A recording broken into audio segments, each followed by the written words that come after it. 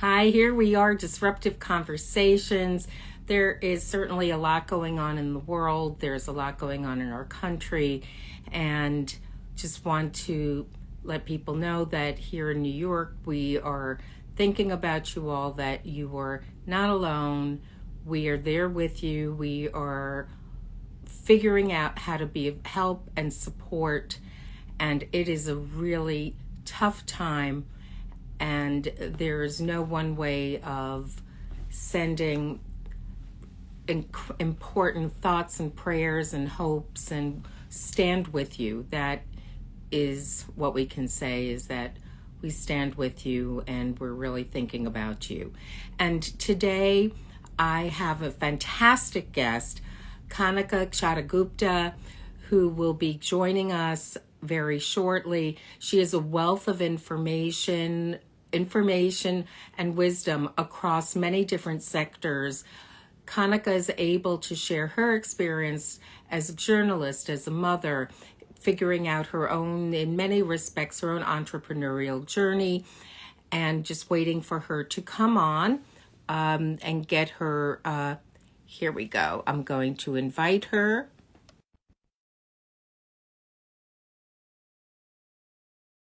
If this is going to be seamless, that would be very nice for that to happen, because we have a lot of information to give you.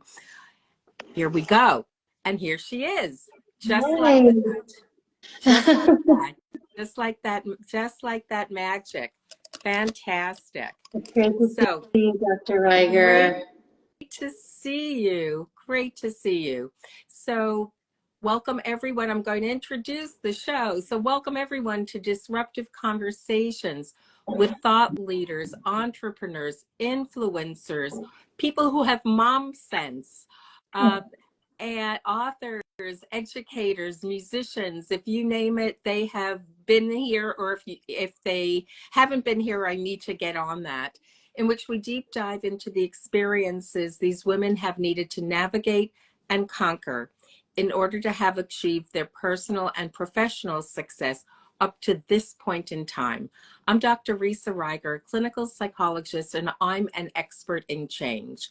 And I help people make positive change, and positive change can happen at any point in your life. You're never too late, and that's the great news. In order to create positive change, we need to disrupt. We need to disrupt a thought, a feeling, a belief, a habit, a behavior in order to create our 10.0 lives. And that's what this series of conversations is all about. And today, to help us and to contribute greatly in that endeavor is the wonderful woman, friend, journalist, mom, and so much to so many people, Kanika Chadda Gupta. And briefly, she is a seasoned CNN television journalist, podcaster, and mother of 3, including twins. The woman doubles down. Okay, 3 isn't enough. You know, come on. Who aims to give credit where it's often overlooked. The lasting impact of living your purpose and modeling that for the next generation. She hosts the popular podcast That's Total Mom Sense, where she interviews public figures on their life lessons, parenting journey, and legacy. Her guests have included Chelsea Clinton, Kelly Rowland, and America Ferrara. Her show has been ranked #1 on Good Pods, good for you, in the parenting vertical. She's been recognized by No Women and JP Morgan Chase as 100 Women to Know in America. I'm thrilled to know her. And has been featured in Forbes, on ABC, NBC, Fox, CBS, and Cheddar, and here with us today on Disruptive Conversations. So Kanika, welcome. I am thrilled to see you here. Me too. Thank you so much, Dr. Riger. It's a pleasure. So we have a lot to talk about. You know, I have mentioned as I came on that we're certainly sending all of our caring thoughts. We're happy to help, and that we're standing with our colleagues, our friends, the people in the California area. And so we just want you all to know that. Yes, and as we wanted to share actually a few resources on Sure. that. You Great. know, often we wonder, how can we help? There's a great online resource called LA Shares, and even the Los Angeles Mission, so losangelesmission.org. They are accepting, of course, financial support, but even your donations of food, goods, and clothing, all of that helps during this time as, you know, these poor families have to rebuild their lives from scratch. My heart really goes out to them. Absolutely. Absolutely. And so, as a different level of hopefulness and empowerment, first of all, when you think about yourself, what is it that you needed to disrupt in yourself in order to have achieved what you have at this point in time? Yes, I think we all have some inner voice in us. I call it our mom sense and dad sense. It's our intuition. And I feel like we have to blindly trust it, because oftentimes that's the voice that is ringing in your ear, telling you to do something to disrupt, telling you to take a risk. And, you know, that's what I had. And for me, my greatest disruptor, and of course pride and joy, is kids. It's kids. That really threw me for a loop. I knew I wanted to have children amidst having a career in journalism and being a television anchor. That was my, you know, career goal. And I wanted to be a mom. That was my personal goal. And I knew I hit a crossroad when I had 3 kids in 18 months. I had the twins and then the younger one, so 3 in diapers. And if you can remember back to that phase, for those of you who are parents, the tree where we would hang our bottles to dry, the bottles and the bottle nipples to dry, mine was like just a menagerie of like pink, blue, white, purple, all over the place. And so I was really in the trenches in that phase for a long time. And burning the midnight oil and working overtime just wasn't working. And so that was the point where I decided I have to make a choice. And I chose to kind of upend my life and be a disruptor in a new industry. And I thought, I'm going to take all my skills in journalism, from script writing to production to doing long format interviews, and go from television to podcasts. Yes, it's new. Yes, it's completely daunting, and now it's become a quote unquote saturated market. But I thought, you know, this is not only my skill set, but I felt like parenting is where my interest lies right now. So why not enter this space and come up with a show, that's Total Mom Sense, that is illuminating, inspiring, and inclusive. And, you know, and really like go forward with that. And so it's been about 5 years, a little under 300 episodes. And I'm so glad that I chose to like, you know, chart this new path. It's my life calling. So instead of leaving your life behind, you really brought your life with you, and you Yeah, figured and you figured out what this could look like. And we talk, so there are a couple pieces I want to pull out of this with you. So one is that you bring your skill set with you. yeah, That's one piece of it. And obviously you're enormously skilled in so many areas, but there's also a newness, and we can't know everything, right? right. And so sometimes also we can get very into that space of being frightened and being worried, which is extremely valid and important. It's very important that we honor our feelings. But where is also that like sprinkle, of excitement and of hopefulness and vision that you take with you? How do you put that all together? Yes, I think it's important to go from micro to macro. So compartmentalize your thoughts. And, you know, if you're entering a new space, whether it's in CPG, or, you're thinking of launching a podcast or writing a book, or, really taking your entrepreneurial journey forward and, you know, starting your own business, you have to come with your unique skill set. What's your X factor? Why you? Why now? Why this, you know, thing that you're starting from scratch? Answer those questions, and also do a very simple SWOT analysis. Your strengths, weaknesses, opportunities, and threats. What Wait, is it what again? so it's a SWOT analysis: strengths, weaknesses, opportunities, and threats. And Great. and answer those questions as you begin, and then you have to just start. You do have to take this leap of faith. You know, Dr. Martin Luther King Jr. has a great quote where he says something along the lines of, "Don't focus on the staircase, just take that next step." And truth and fact, that's really all we can do. We Yeah, can't do it all. right. So you're talking about all these different facets of your life.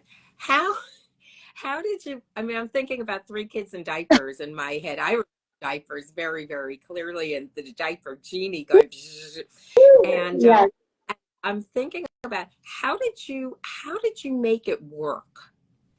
yeah. So I was very fortunate to have a village around me.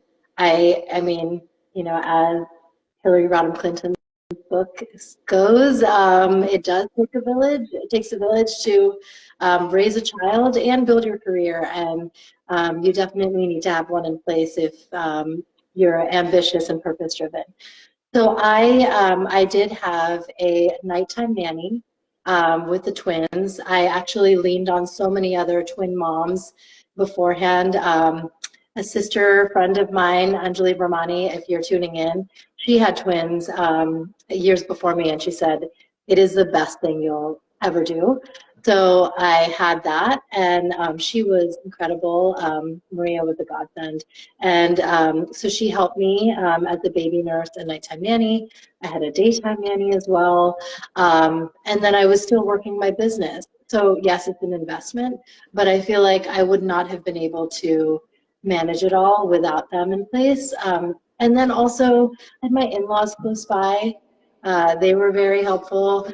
And I think you can't do it all. You can't show up in all these different ways because the burnout is real and something's got to give. So wherever you can delegate, do that. And on the career front, you know, if it's assistants or interns, there's so many great resources out there.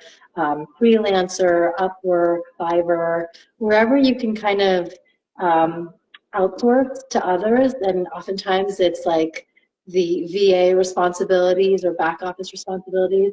That's the only way to do it. If you're taking on everything on your own, like it's incomprehensible. It's not sustainable.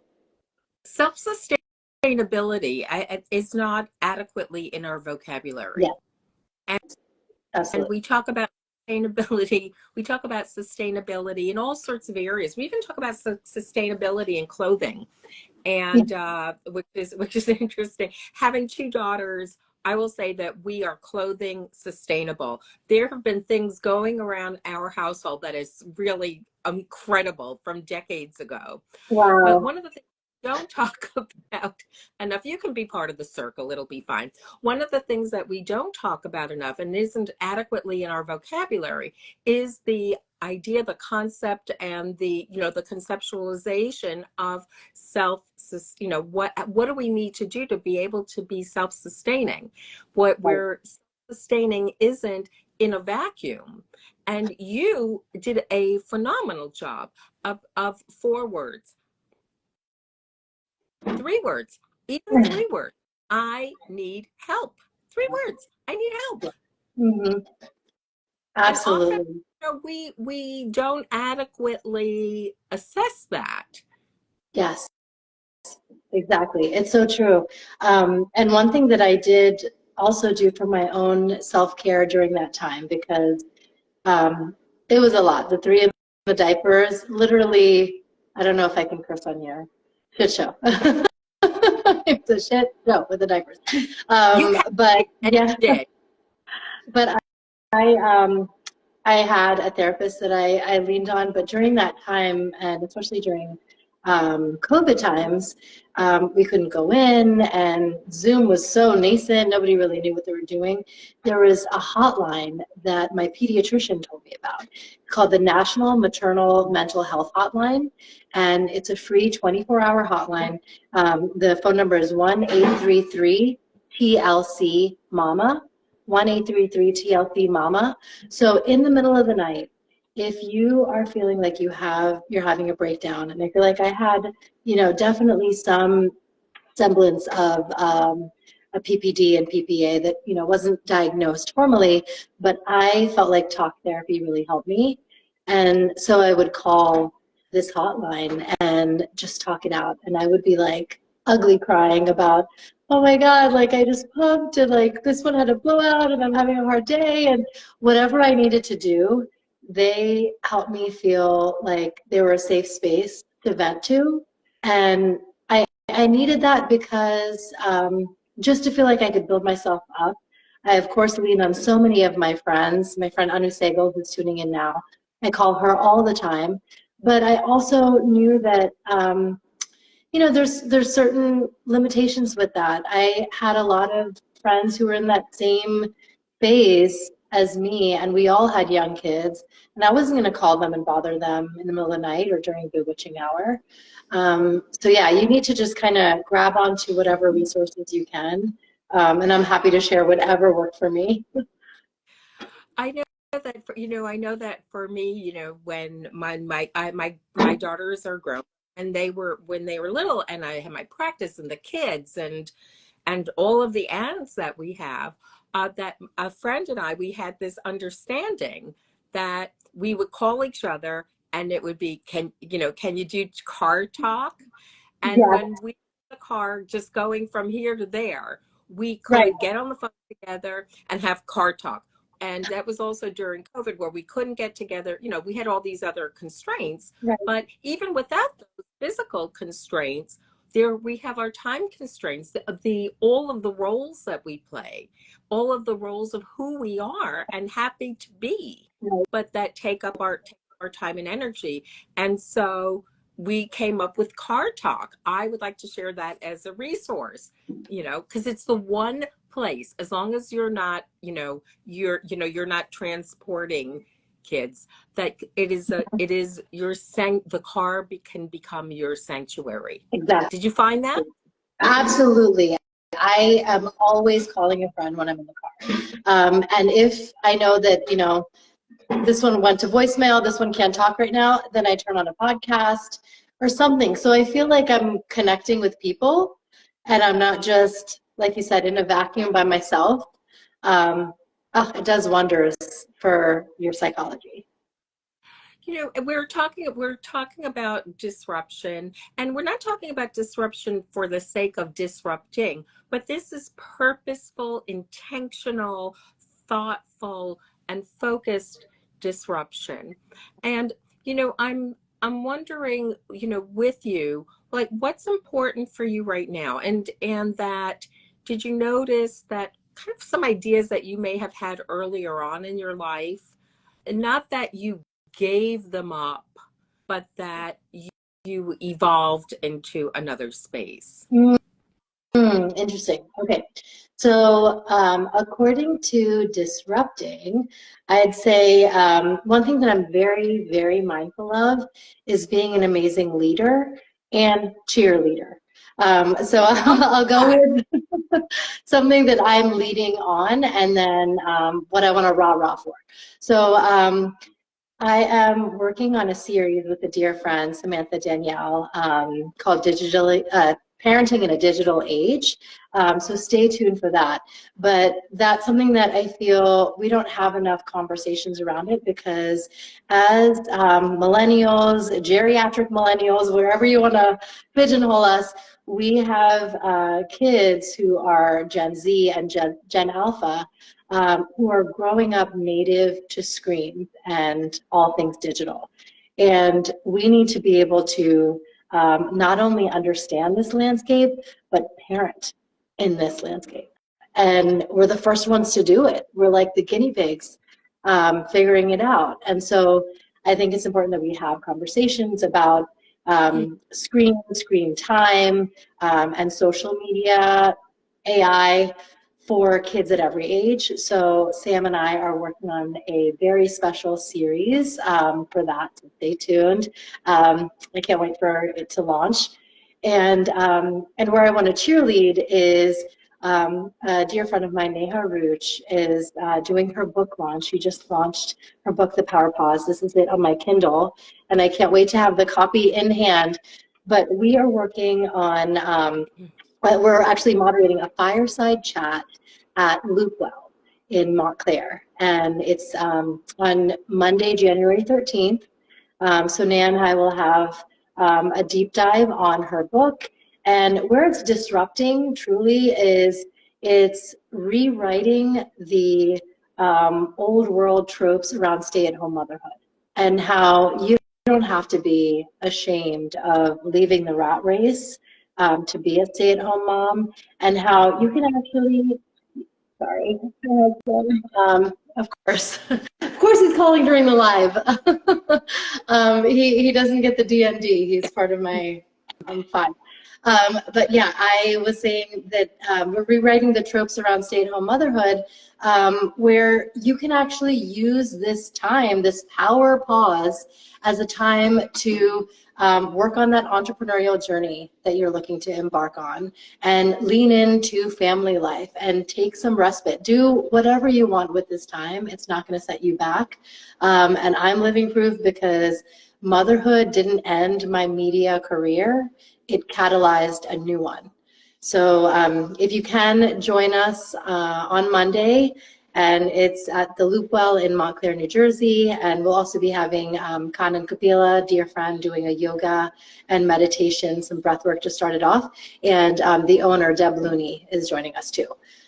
So there's so much going on. Yeah, it's great. And then for your second question, remind me, what was it? Well, let's move on. Okay, yes. Okay, we're gonna switch it up. Keep you guessing. That that your ideas can change. That it's that you evolve. That you evolve. That you yes. I joke with my friends. I'm like, I know Taylor Swift had an Eras tour, but like we've all had our eras, and it's amazing. I love 6-year-old Kanika. I love 20-something Kanika. I am just enamored by 40-something Kanika. And I think we should all feel that. You as well, Risa. Like, I feel like we should embrace every single chapter in our lives, and the evolution. And when there's time that you have to take those pauses or lean into something new, it's actually what life is all about. It keeps the variety. It keeps you learning and growing. And I'm learning so much from my kids. I love seeing the world through their lens. And so I have to, stop myself and appreciate that. It's like, do I have FOMO because I'm not going to such and such event, and I'm actually working on, my second grader's math homework? No, because I'm not going to get this time again. There will always be, this event or this, whatever it may be. Life doesn't stop, but embrace the evolution, because it's coming whether you like it or not, and it's definitely more rewarding when you have a positive attitude about it. That's such important information. I want to throw in also that, because I know that this happens with a lot of women, with parents that I work with, that the screens and screen time really does require active parenting and boundaries. And that there's a misperception that kids are just going to be able to do it on their own. But that is really not what's happening. And they're not bad kids, or they're not bad kids because they can't. They really need parental help. And that's an important space of coming in and being that parent of holding in your mind what your child can't have, which is perspective. And they Yes. have perspective beyond what they have. And you are that person for them, in addition to so many other things. Yeah. So in You being know, given your my experience, time, I wanted to say, sorry, I wanted to say that given your experience in this space around mental health yeah, and psychology, our kids, their prefrontal cortex, which really like kind of oversees the ability to decision make and make judgment, that doesn't fully develop till they're 25. So if we have, as parents, have to serve as that and give them that grace that like, no, yes, you're going to repeat yourself many times. It's not sinking in. Some things they do not grasp. So we have to kind of step in and be that for them. And when it comes to setting these boundaries, having some guardrails, especially with screen time, what I do is when my kids want to take their tablet, or now it's so interesting, they use Scratch and they can code their own video games on their laptops, which I'm like, this is beyond. I did not do CS, so I don't know what you're up to. But here's a timer, simple baking timer. Put it next to them. Let them set the timer to 20 minutes, 30 minutes, whatever time limit you want to give them. And it's up to them to set it, hear it ring, and then actually act on it. Just like how we, snooze sometimes, it's like, no, make sure that once that timer goes off, that's when I stop, close the laptop or the tablet, and move on or give it back to mom or dad. And, I think they need to have that autonomy and executive function, because when they're older and they are, when we're empty nesting and my kids are on my own and on their own, and I never show them how to set boundaries for themselves, then they're going to always need me to do it for them. yes. They're going to be like, can you tell me how much time do I have, mama? So it's like, no, this is all you. I'm not overseeing this. You go over, then you also set the punishment. What happens when you go over? Like, make your job easier, so that they are autonomous, independent beings, and you're just guiding them on that path. Add to that, fast add. And when they say, no, but I just need one more, I'm in the middle, and then, and that, you're going to interrupt something. So be ready to take it on. So with our very time that we have left, what's your next disruption? Ooh, I would say this parenting in a digital age series that I'm coming up with, that I shared earlier, because I really want it to be a community-driven platform for parents to feel seen. We're all figuring this out together, and we will work with the right organizations to get you the resources you need, and the tools you need to navigate life in this way. It's an exciting time. We are in our own renaissance of sorts, but it's also like we need to be able to lean on each other and figure out what we're doing as a whole. So thank you. And thank you so much for coming on. I'm thrilled to, it's always such a joy to speak with you. There's just so much information could go on. Let's take a moment and take our screenshot for our cover shot. Ooh, I love it. And one more. And for any of you who have missed part of this, so someone who needs to hear this, and I know there are people who absolutely do need to hear this, let them know that we're going to be posting this live. You haven't missed your opportunity with this, and I'll be back here next week. Can't wait to see you there. Remember that positive change can happen at any point in time. See you next time, and I've saved a seat for you. Thank you so much, Kanika. Thank you, Isa. Thank you.